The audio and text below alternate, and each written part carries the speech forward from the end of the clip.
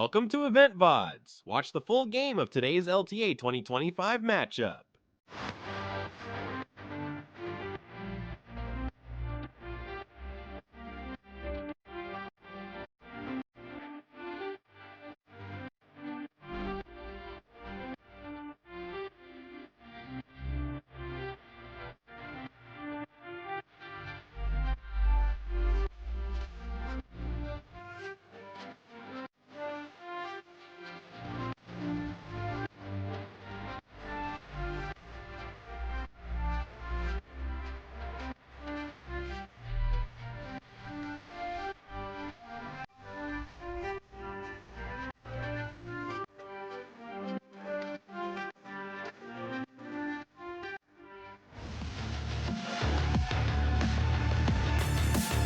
Ladies and gentlemen, welcome back to the LTA Finals. We are already into the draft, here for game number 3. Let's go ahead and catch up to where we are with Rumble, Talia, and Cassiopeia banned out by 100 Thieves, who are once again on the blue side. Team Liquid banning out the Yone, the Vi, and the Jace. First pick Pantheon for 100 Thieves, responded with a Xin Zhao and Kai'Sa by TL. Xayah and Rakan locked in for 100 Thieves. We're going through it fast, and we got Bwipo back here to break down the last one and talk about this one. So the last draft obviously looked really good until the Seekers came out, like Azel mentioned to me just now.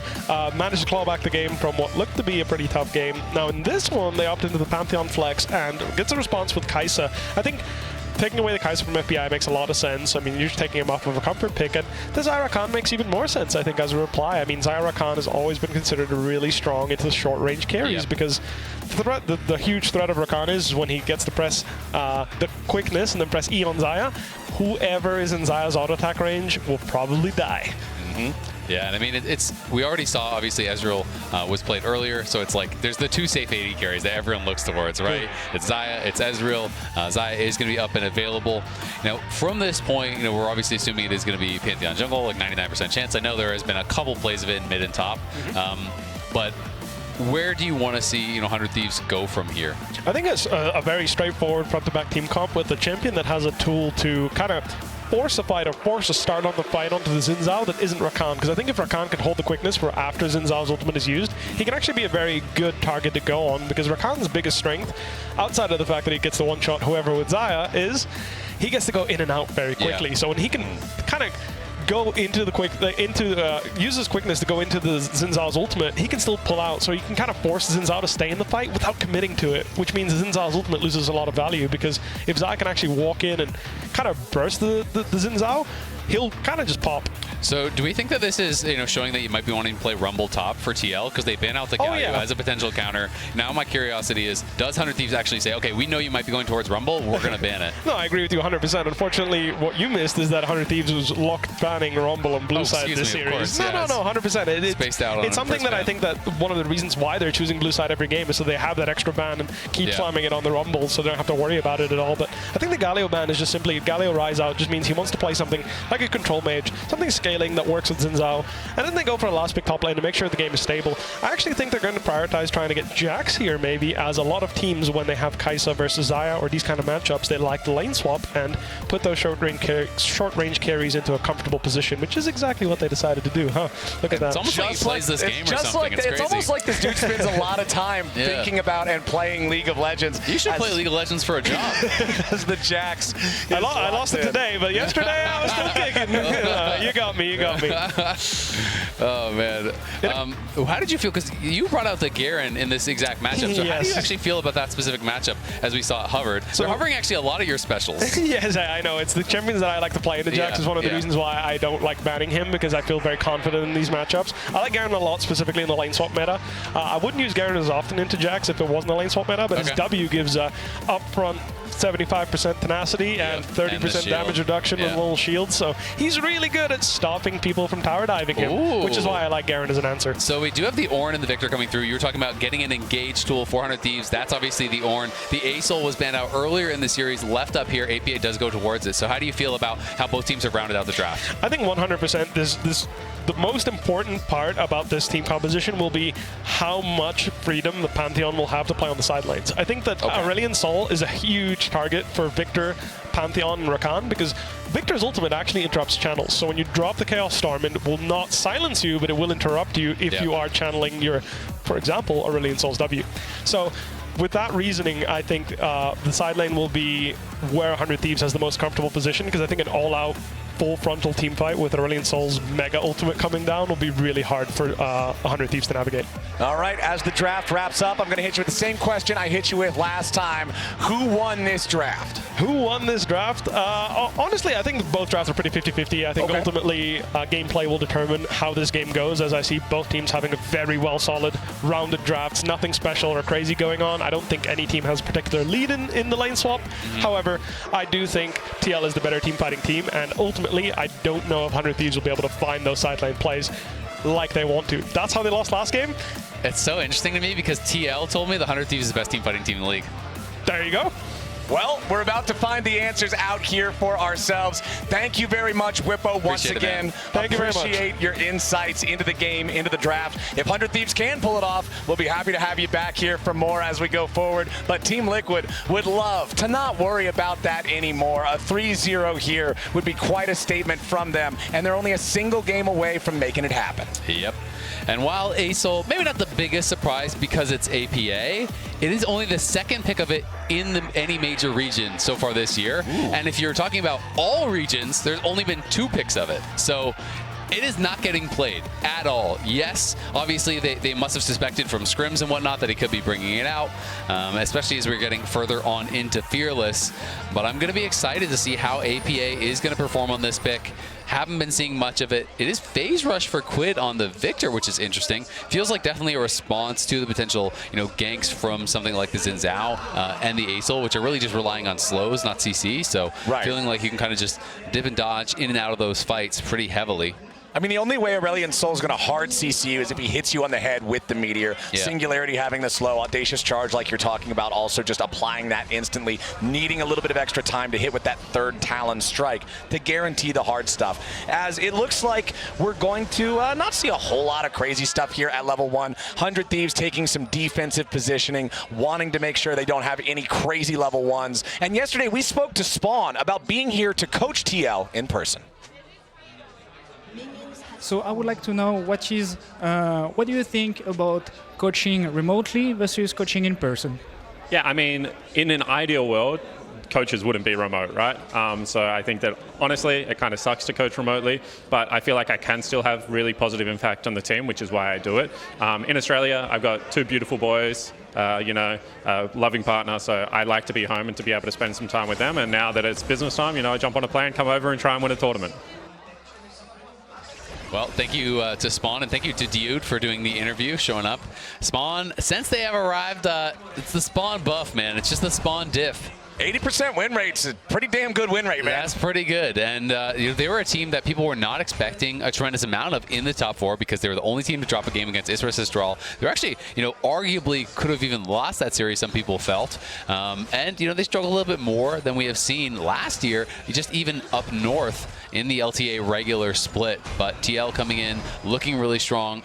And we do have these standard lanes. Definitely a question for me is how Impact will perform on the Jax. This is a pick that I have been critical of him on because I just feel like he plays too unselfishly, right? This is a pick that needs to be able to dominate through side lane. You need to play for yourself. You can't overgroup because if you end up overgrouping and you don't pick up tons of kills, you're just not strong enough to really have any impact in the game. So sometimes it's one of those things where you need to tell your team, you know what, you need to back off even if Sniper's roaming because I need to farm these plates. I need to get ahead so I actually have that pressure in a side lane. Wow, Flash coming out from Umpty very early on here to get the pressure on in the mid lane. Flash for the Audacious Charge instantly on Quid, guarantees that Quid's going to have to use his own Flash in retaliation. And it's the general rule of League of Legends, if I'm the jungler and you're the mid laner, I'm happy to trade my Flash for yours. Yep, exactly. Nice hook though down on bot side. Yeah, Core JJ ready to keep the action going down here, but FBI and Ayla easily able to just kind of disengage that one. No summoner spells required. Yeah, and so I'm just going to be interested to see how Impact plays as we get later into the game. Of course, it's not a lane swap, so the economy for the top laner is going to be A-okay.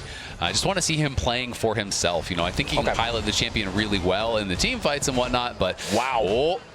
Some trouble there for Sniper. Takes a drink out of the potion. That's going to guarantee he doesn't die. Core JJ also taken low down here in the bottom lane, and there is no potions left to sip from for this Nautilus. So that'll be the first recall down here in the bottom lane for the support. That was a little bit strange. So FBI wasn't level 3, but everyone else was, including his support. So he missed experience on a minion somewhere. Had he been level 3, that's maybe the flash forced off of Core, or maybe even more. So I'm very curious to see like where he actually missed that. I go back and watch this game later. We'll see. Maybe later on, maybe we'll be able to find that out. But yeah, you can even see on those EXP bars off to the side, just ever so slightly behind. Just missed the one minion. Might have been just slightly out of range. Thought he was close enough, but didn't get it. But either way, Core JJ staying alive on that one. Did spin the Ignite down there in the bottom side. That is the only summoner spell spent so far in this early game, besides that flash mid-game from Quid and Umpty's flash to force that one, as River has Ayla walking by him here as he just continues farming up his own chicken camp. Impact maintaining control over this top lane, 1v1 with the Jax. Wants to make sure he's got that continued tempo like you've been talking about, because we know that no matter what, Ornn will become a brick wall.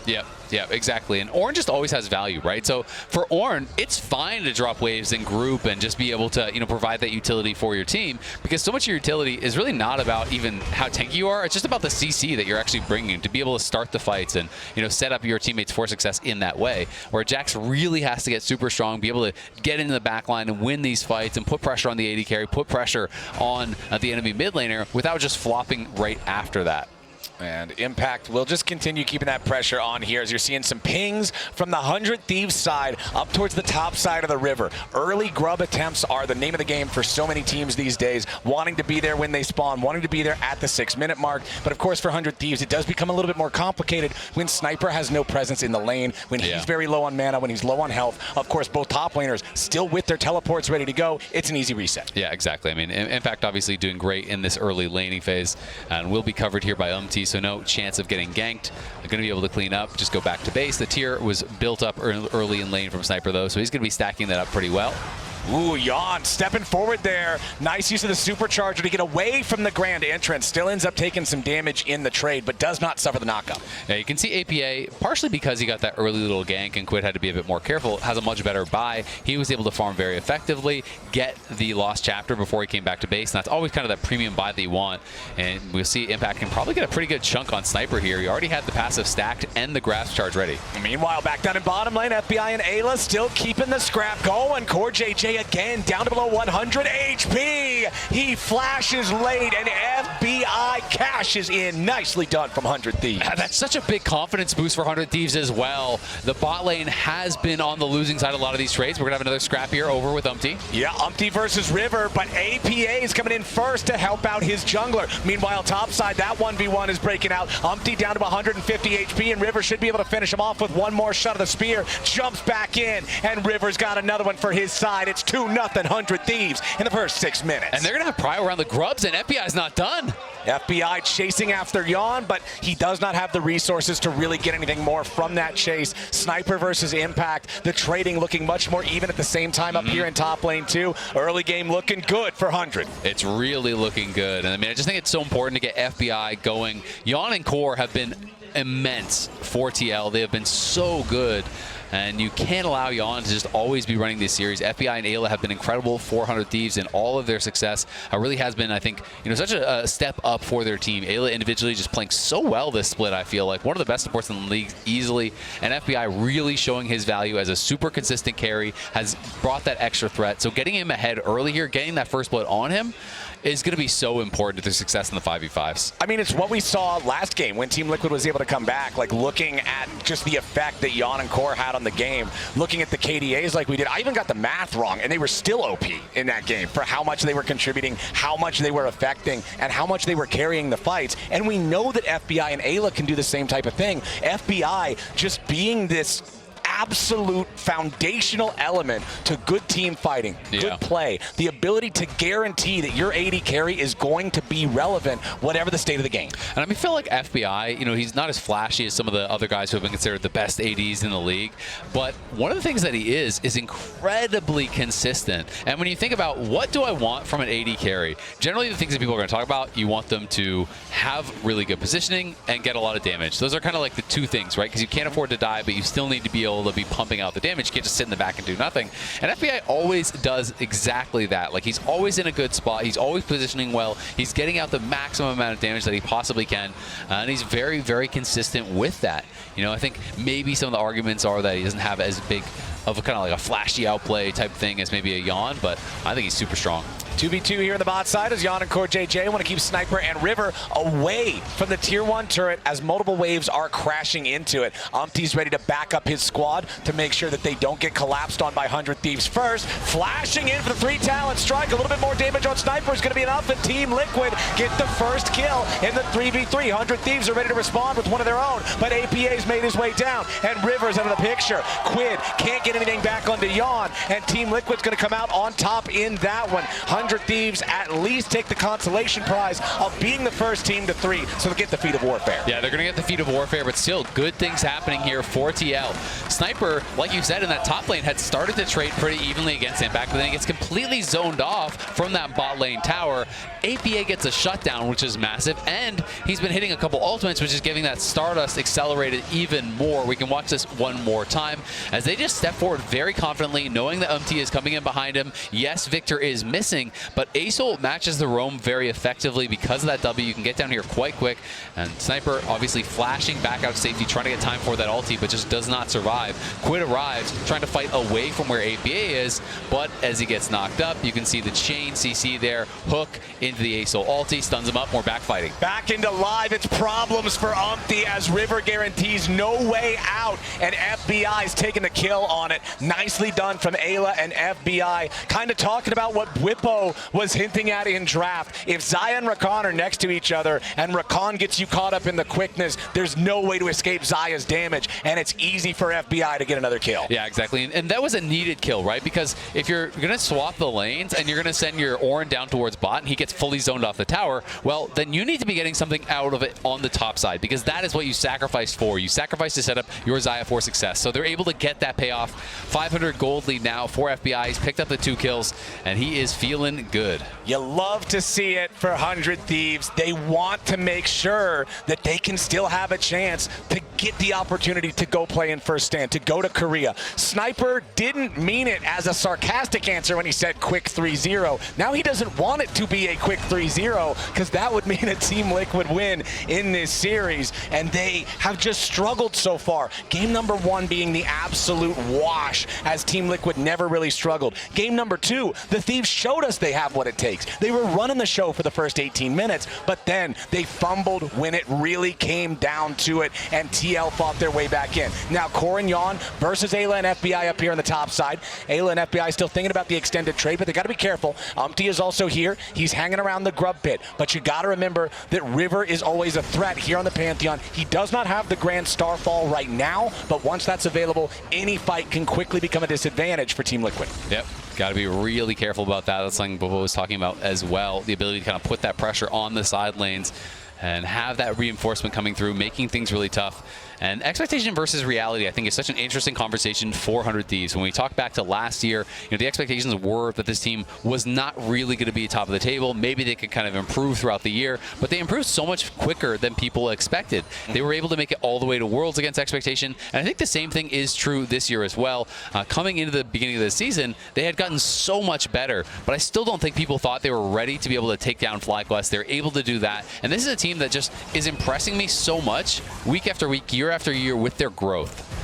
Okay, 1v1 here in the bottom side. Not going a whole lot of places just yet, but it's 100 Thieves securing control over the top side River. In the meantime, they've got the first one of the grubs. Looks like they should be able to secure all 6 as Yawn and Core have to try to fall back up here in the top side. Core turning it back around a little bit there onto Ayla, who drops half of his HP. Umpty not bothering to contest these grubs. That should be a full 6 for River and for 100 Thieves, as now APA is going to rotate up here a little bit. Looks like we might have the potential collapse coming out from TL, but it's too little, it's too late. FBI and Ayla can get away. The wind becomes lightning, but it's not fast enough. APA brings down the falling star. The skies descend with a full-on shockwave as Impact flashes away down in the bottom lane to escape Quid's roam to back up Sniper. Nobody dead on either side. Summoner spells being spent as Impact loses his flash after teleporting back down here. Quid now looking to finish off the kill. That second part of the laser combined with the Chaos Storm takes Impact low, but he's not dead here just yet. Sniper should be able to finish this. There's no way he lives, right? Quid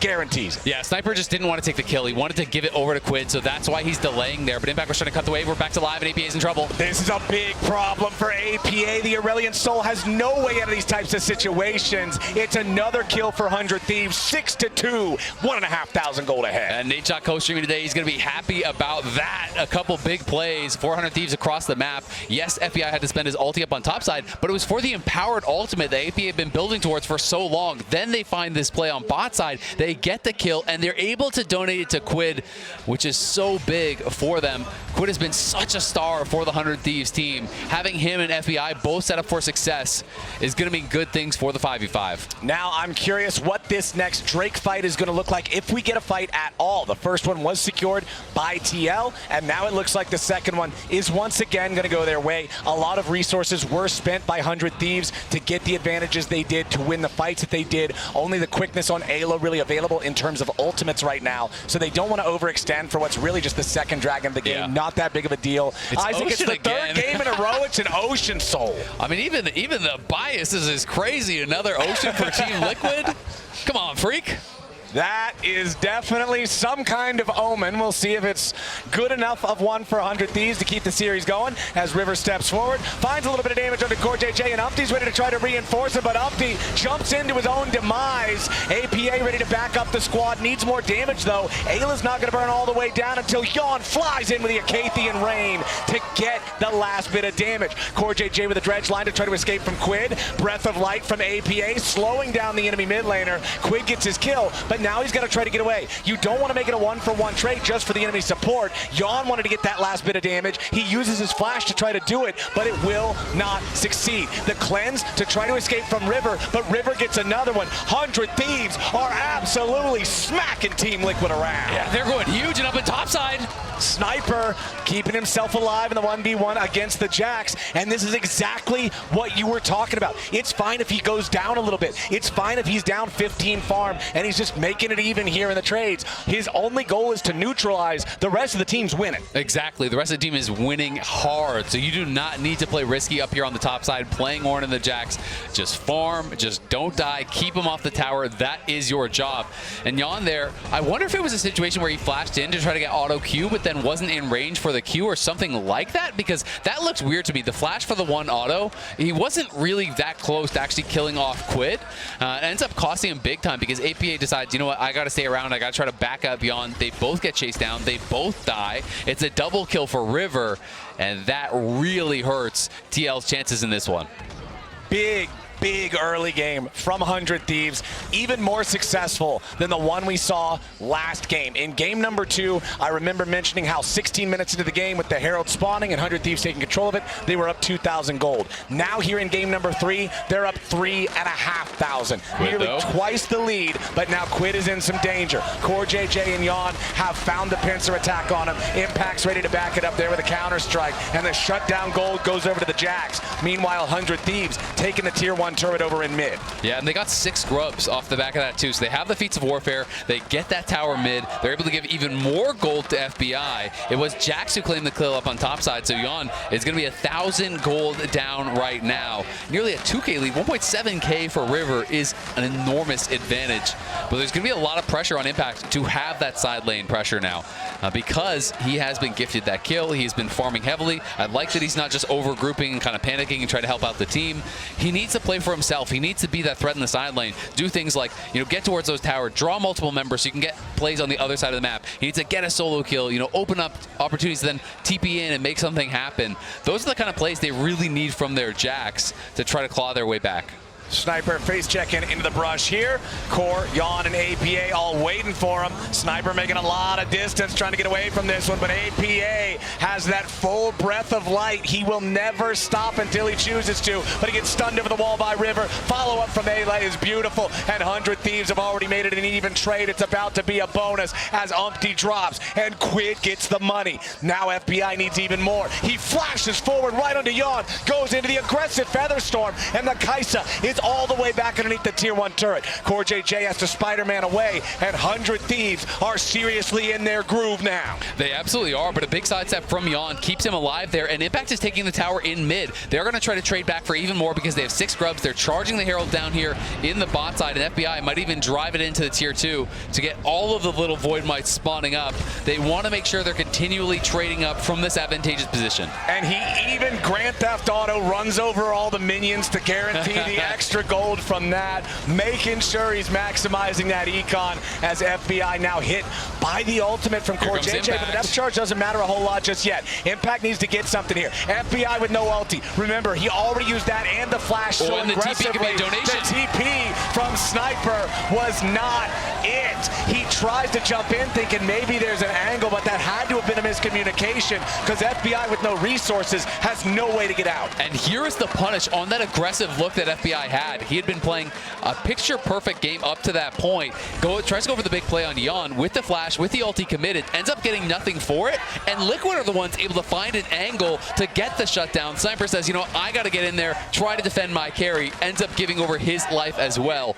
It's still a very strong position here, 400 Thieves, but TL, they are moving towards Soul Point here, and that is going to be making things really tough for 100 Thieves because now it's one dragon away from your lead being completely eliminated, and Sniper can't get there, so they can't even contest. So similarly to the first 2 games, all 3 of these now, we've had a sort of throw around the 19 or 20 minute mark. This time around, though, is kind of between the first 2. Yeah. Game number 1, 100 Thieves didn't get anything but the kills when they managed to punish Liquid. Game number 2, Liquid gets Soul Point and the Otacon after punishing Thieves, and now 100 Thieves, yes, they get caught out there. Yes, FBI's aggro gets punished a little bit, but it's still just the Drake. Otacon wasn't spawned yet, Yep. so 100 Thieves still with a very solid lead. Look at this position here. He's trying to lay in wait. If they overcommit, Jan could be in with the killer instinct, but they need the rest of the team to come down. They need a teleport from Impact. This is going to be a pivotal fight here. They're going to try to see if they can actually delay them and give Impact time to kill the tower, but I don't think they have it. This might be the whole game right here. Impact still working on that tower. Gets his Demolish proc. Jan has stepped up. Now he's got to be careful, though. Sniper fires off the Ornn ulti. They get the flash into the Kaisa. The Otacon's already down to 40% HP. APA brings down the ulti, and Quinn has already been killed. Impact into the back. Counter-strike ready. They're on top of Ayla. He's already down now, too. Team Liquid's killed, too. FBI's in danger. They need a little bit more damage to finish off the Zion. They get him with a 3 Talon strike. Team Liquid 4 for 1 as 100 Thieves collapse and their lead disappears. You call it 4 for 1, I'm calling it 5 because that's an Otacon going the way of TL. Enormous fight down in the bot lane there as TL are able to find the angle. They tried to commit here to go in for Jan, and they end up going a little bit too far. We can watch it one more time here. They're all looking for Jan. He has a good flash on the redirect here from the Ornn ulti, and then look at the positioning from Core. They didn't know he was there. He locks down Quid. Quid gets CC'd 100 to 0. Ayla's trying to bail him out, but then he gets stuck in as well. Impact shows up. FBI does the very best he can, throws out the ulti, gets a multi-man route there, but Impact takes so long to go down. Jan still has the killer instinct. He gets in, finishes off the carry. They take the Otacon, and now they have full control of this game and of this series. Look how pumped up the coaching staff is. That was massive. 100 Thieves was still in such a good spot before that Otacon fight. They still had almost a 3,000 gold lead, but I love the fact that you pointed out Core JJ before the fight. Him doing the unexpected choice of hanging around in that alcove for so long, of positioning himself in the brush, finding the angle where Quid just has to get whiplash, wondering where did he come from. By the time he already realizes it, he's dead. Exactly. You know, Quid couldn't even get that flash off. It was just completely unexpected. He's not looking towards that. They're laser focused on taking down Jan. They thought they had the pick, but they were the ones getting pincered here, and Core now just trying to play between the lanes here, allow his lanes to push up on all 3 sides. You can see Impact shoving up bot, and we have the push coming in top from APA, and Umpty maybe a little bit too far. Umpty gets chunked down to a third of his HP. Remember that the false life is still active for everybody on Team Liquid's side, and you can see the icon there next to APA's health bar. The skies are ready to descend. This is very problematic. When nobody on their team can die for real, and Aurelion Sol has a cheat code ultimate that hits the whole map, you got a problem if you're wearing 100 100 Thieves jersey. You really do. And I think for 100 Thieves, it's just turtle it up, save all your resources for the Ocean Soul. You cannot afford to give that over. And even if you're able to go in for a fight now, it's just going to be for the GAs. It's not really going to accomplish that much. So likewise for APA, I think you really want to avoid having any major skirmish so that you have your big ultimate ready for this pivotal fight. It can be a game changer.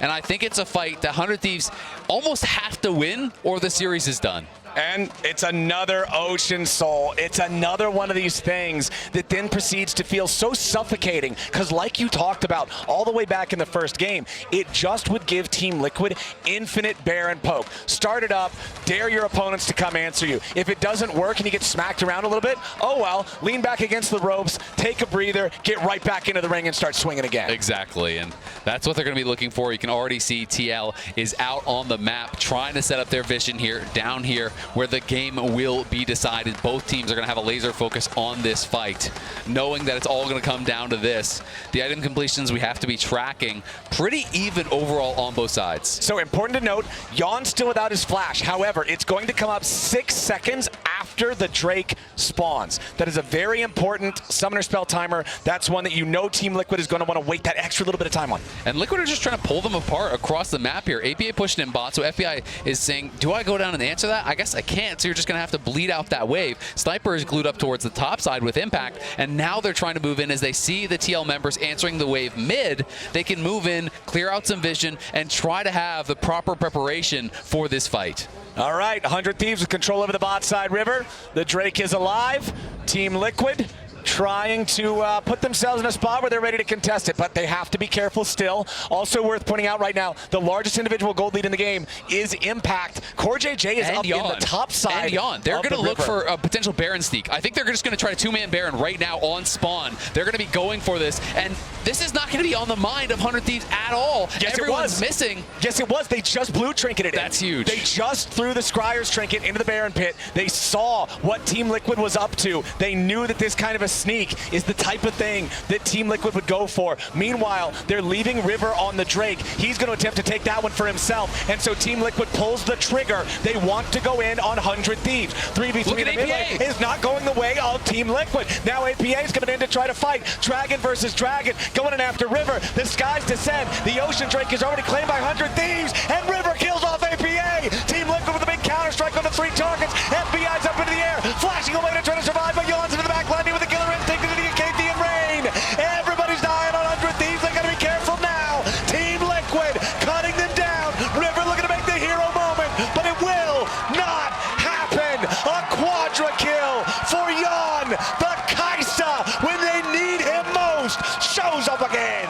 What a fight out of him. APA going in here early, trying to just knock down River, but River's able to hop into the E, jumps over the wall, blocks a lot of this early damage, and then APA realizes, I am in trouble. River's able to take him out, but look at this from Impact. Talk about making a difference. Gets in the middle of all the Thieves, stuns him up. Yon's in the back line. That is the go button, and that is TL taking the fight. That is TL taking the Baron, and that is Yon showing that he is the best damn AD carry in the league.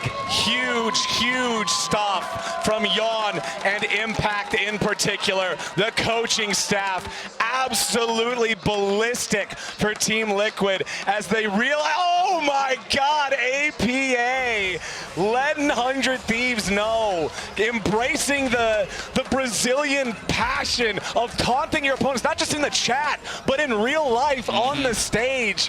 100 Thieves with the choke now in back-to-back games as Team Liquid has showed up again. They've turned the game around again. Damage dealt to champions in the last fight. It was actually River, who's had an amazing game on the Pantheon so far. But on the other side, I think Impact understood what you wanted to see from him. Yeah. He's been able to have so much impact on this Jax this game. He absolutely has, and that was such a good fight from Impact, getting in the middle of everyone. Yon there to follow it up. Even with FBI, in that great spot from the early game, they're going to be wanting some of those early plays back.